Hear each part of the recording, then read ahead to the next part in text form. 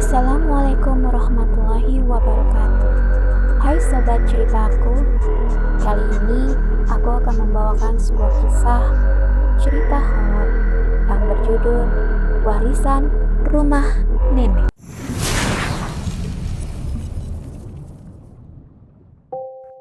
Entah apa yang terjadi dengan kami. Usaha ayah yang sudah lama ia rintis bertahun-tahun mengalami kebangkrutan. Hingga akhirnya dengan terpaksa kami tinggal di rumah warisan nenek. Ya, yang menurut aku lumayanlah untuk kami tinggali. Rumah nenek terletak di perkampungan yang asri.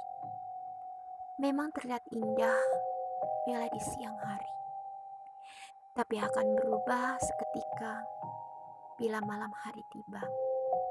Suasana akan menjadi lebih mencekam dan lebih merinding karena suasananya sangat sepi dan sunyi. Sesekali aku mendengar suara anjing mengaum di dalam hutan. Rasanya membuat aku susah tidur kembali. Entah mengapa, aku selalu terbangun pada saat jam 1 dan jam 2 malam.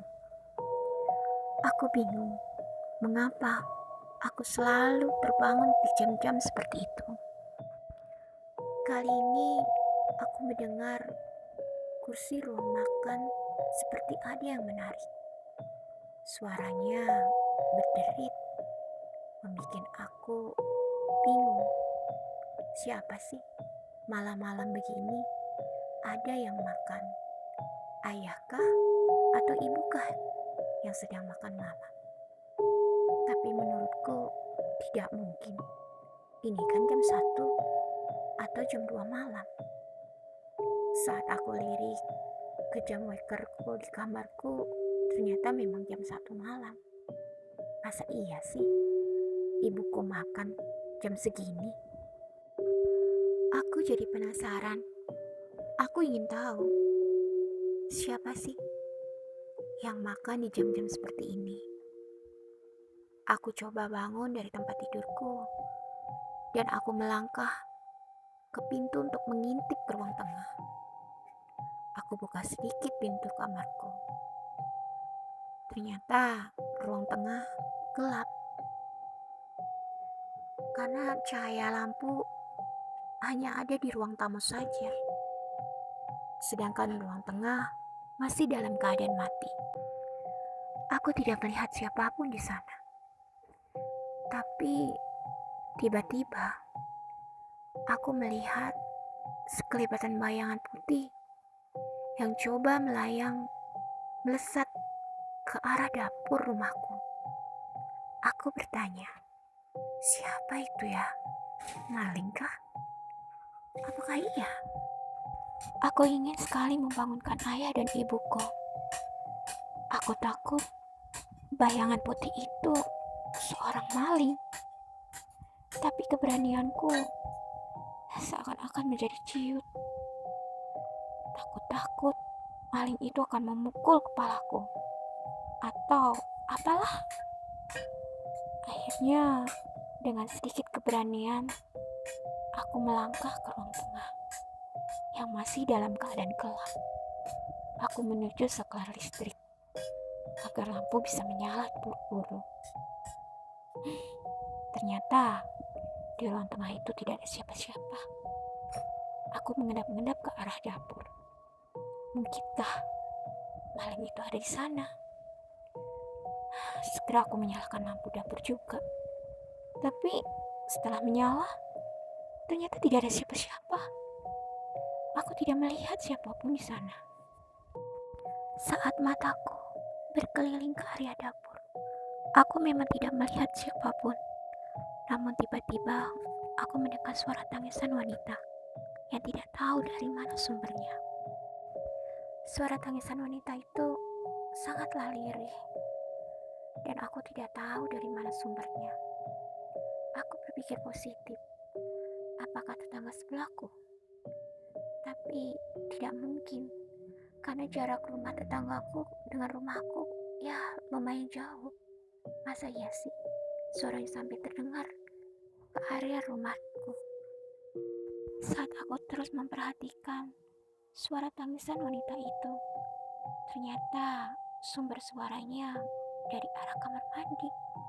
Kamar mandi? Siapa ya? Apakah ibuku?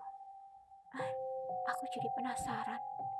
Saat aku melangkah pelan menuju ke arah kamar mandi, aku merasa sangat ketakutan karena bulu kuduku semuanya pada merinding.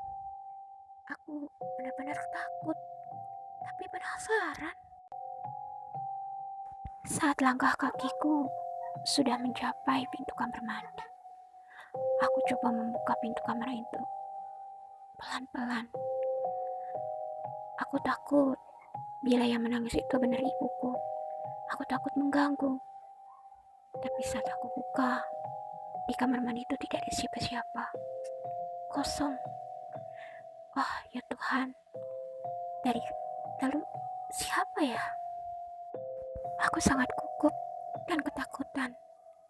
Saat aku kembali menutup pintu kamar mandi, tiba-tiba kakiku seperti ada yang mencengkal. Kakiku dipegang oleh sesuatu sangat kuat. Bahkan kukunya seperti menembus kulitku. Aku benar-benar ketakutan. Sampai akhirnya aku menjerit sekeras-kerasnya, memanggil ayah dan ibuku. Ibu, ayah, tolong. Aku menjerit sekuat tenaga. Tapi kenapa suaraku seperti tidak keluar? Aku hanya berdiri dan berteriak dalam hati. Sungguh sangat aneh sekali. Aku mencoba membaca ayat-ayat suci yang aku hafal. Namun, ya Tuhan, semuanya jadi kacau karena rasa takutku yang luar biasa. Tiba-tiba saja aku melihat seorang wanita yang rambutnya sangat panjang sampai menutupi wajahnya. Ibu, ayah, bagaimana aku ini? Aku ingin sekali pingsan, tapi tidak bisa. Aku dipaksa untuk terus menatap ke arah wanita itu. Rambutnya yang terurai panjang kini melambai-lambai, tertiup seperti tertiup angin. Sungguh pemandangannya sangat mengerikan.